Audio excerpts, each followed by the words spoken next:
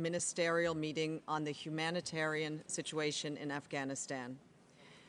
We are gathered here for two critical reasons: to show solidarity with the people of Afghanistan and to support the humanitarian response. But first, a quick housekeeping note. We have participants both online and with us here in person in Geneva. For those joining us virtually, a gentle reminder that your microphones will be muted centrally unless you have the floor, so when it's your turn to speak, please unmute yourself. And we invite all participants, whether online or in person, to access the interpretation services that are available in all 6 languages of the UN. This event is being live streamed to the public on UN Web TV. Our speakers today include the United Nations Secretary General with us today, Antonio Guterres, Mr. Martin Griffiths, the UN Under-Secretary General for Humanitarian Affairs and the Emergency Relief Coordinator, Ms. Sophia Sprechmann-Cenero, Secretary General of CARE International. Today you will hear how humanitarian needs are rising exponentially in Afghanistan and what the humanitarian system, including UN agencies and NGOs, both national and international, has to do to stay and deliver for the people of Afghanistan. You will hear about the vital role that women aid workers are playing in the humanitarian response and what is being done to ensure that they are able to continue this important work. And you will hear what is needed to ensure that the humanitarian operation can continue and scale up in response to rising needs. As you saw, the flash appeal for Afghanistan requires $606 million to help 11 million people in the next 4 months of this year. Before we begin, please also note that at 5 p.m. there will be a press conference featuring the Secretary General, Antonio Guterres.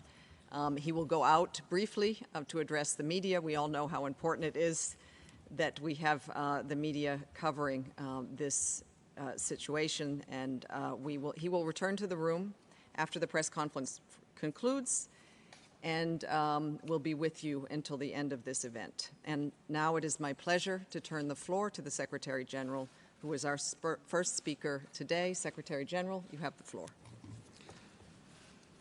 Excellencies, ladies and gentlemen, the people of Afghanistan need a lifeline. After decades of war, suffering, and insecurity, they face perhaps their most perilous hour. Now is the time for the international community to stand with them. And let us be clear, this conference is not simply about what we will give to the people of Afghanistan. It is about what we owe. Excellencies, even before the dramatic events of last week's, Afghans were experiencing one of the worst humanitarian crises in the world. Today, 1 in 3 Afghans do not know where their next meal will come from. The poverty rate is spiraling, and basic public services are close to collapse. Hundreds of thousands of people have been forced to flee their homes, and at the same time, Afghanistan faces a severe drought, the second to hit the country in 4 years. Many people could run out of food by the end of this month, just as winter approaches. And of course, COVID-19 continues to stalk the country. Excellencies, the United Nations family and the humanitarian system at large are delivering for the people of Afghanistan with food, life-saving interventions, and essential health care, including maternal health care. We have established robust mechanisms to coordinate the response across development and humanitarian efforts anchored in human rights. I asked the Under-Secretary General for Humanitarian Affairs and the Emergency Relief Coordinator, Martin Griffiths, to travel to Kabul last week to meet the leadership of the Taliban. He reinforced our commitment to deliver impartial and independent humanitarian assistance and protection to millions of people in need. He emphasized the critical role of women in the delivery of aid and urged all parties to ensure their rights, safety, and well-being. He called for all civilians, especially women, girls, and minorities, to be protected at all times.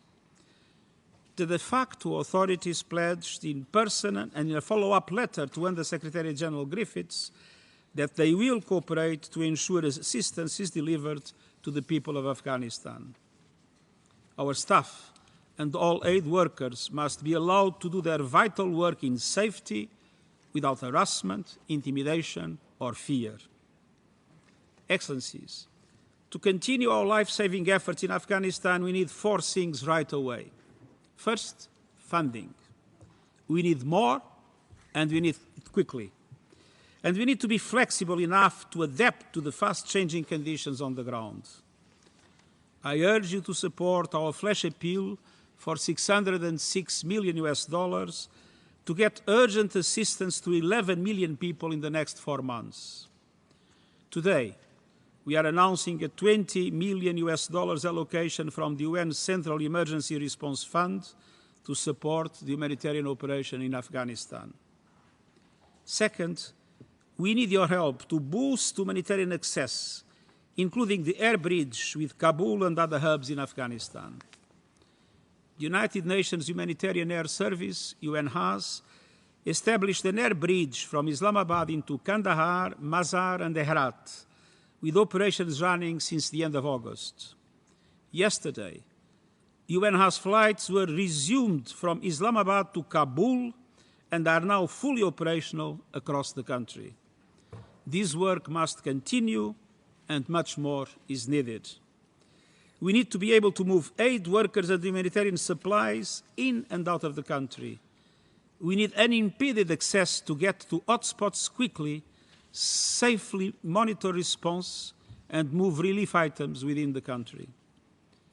Third, we need to safeguard the rights of women and girls in Afghanistan, including through access to education and other essential services. One of the bright spots of Afghanistan today is the new generation of women leaders and entrepreneurs, educated and flourishing over the last 2 decades. Afghan women and girls want to ensure that gains are not lost, doors are not closed, and hope is not extinguished. This is central to the future of the country and every Afghan. Finally, we need to ensure that our humanitarian response saves lives, but also saves livelihoods. The people of Afghanistan are facing the collapse of an entire country all at once. Afghanistan faces a development emergency, and we must protect the progress of the 2 last decades. In doing so, we must ensure that local economies remain functional, that people can stay in their communities and in their homes, and that they have access to basic services, basic income, and social protection. The international community must find ways to make cash available to allow the Afghan economy to breathe.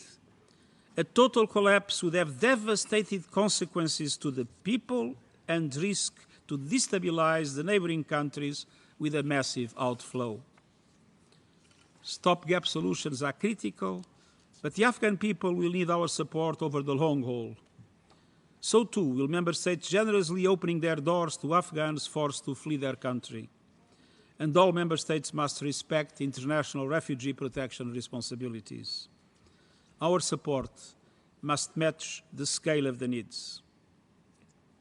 Excellencies, I have visited Kabul many times over many years of conflict.